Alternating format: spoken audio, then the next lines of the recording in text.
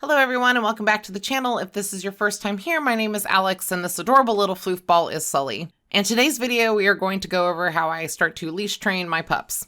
Now you don't have to do things the way I do it. If you prefer to do a different way, do that. You do you. Every pup is different and some might need other methods. Now even though Sully has already been out on a leash twice to the vet and such, he's not fully trained with leash walking.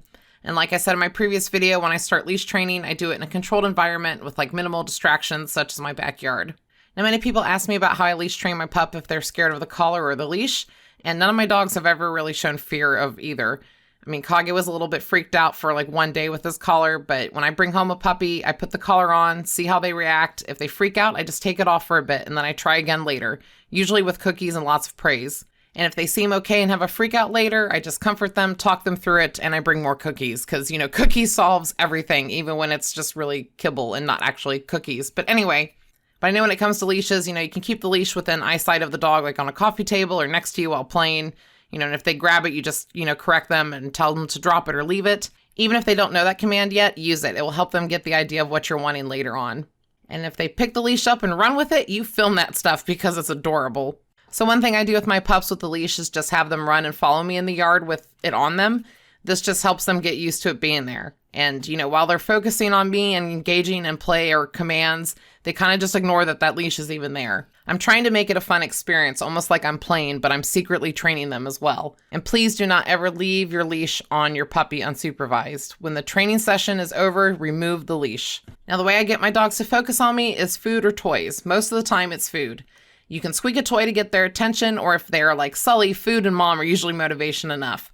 I don't always reward with food. Sometimes it's just praise. Now, if any of those stop working, I will actually clap my hands, make weird noises, maybe even do a goofy little run dance just to get their attention, to get their focus back at me. And I know it might sound silly, and yes, you will look like you've lost your marbles doing it, but it works on getting them to pay attention to you. And if your dog doesn't respond to any of those to get that focus back on you, I can't help you because that's all I've got. And just like in the video I did with Gypsy on loose leash walking, I am walking in different directions with Sully. I'm talking to him. I'm trying to make it like a fun game. I throw in some trick training that we've already been working on as well, and I want to see where the little dude's at and just how he's responding to that leash. He follows so well already at my side or right behind me, so it's going to be interesting to see how he does when he's actually ready to walk in new environments with more distractions. That freaking Cocker Spaniel wouldn't shut up the whole time we were outside, so I was actually quite impressed with how much focus he actually kept on me. And also, if your puppy lies down and refuses to get up and move and nothing is enticing him to walk, one little tug on the collar is usually enough to get them to follow you. And I'm talking a light tug. I'm not talking drag your puppy around. I will sometimes also tell my dogs I'm leaving without you when I do that tug, and they will walk really quickly to my side. Because cattle dogs are apparently secret professors of the English language. But also, if your pup is refusing to move, they could just be tired. Puppies sleep a lot. Cattle dog puppies might not sleep as much as other breeds, but they can get tired too. So keep that in mind as well. Don't get mad if the puppy isn't responding. They literally could just be sleepy. But Sully is doing pretty well so far on training. He does pull a little bit, but he responds nicely when corrected so far. So far.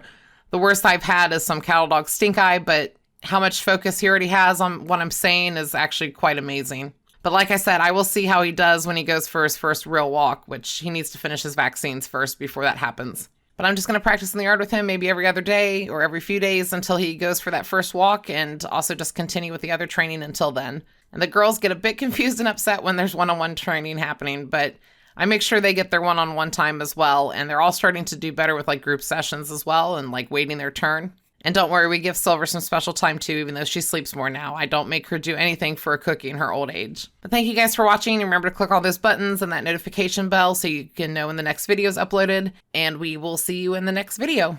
He's just the freaking cutest. I can't even. I freaking love him. He's just adorbs.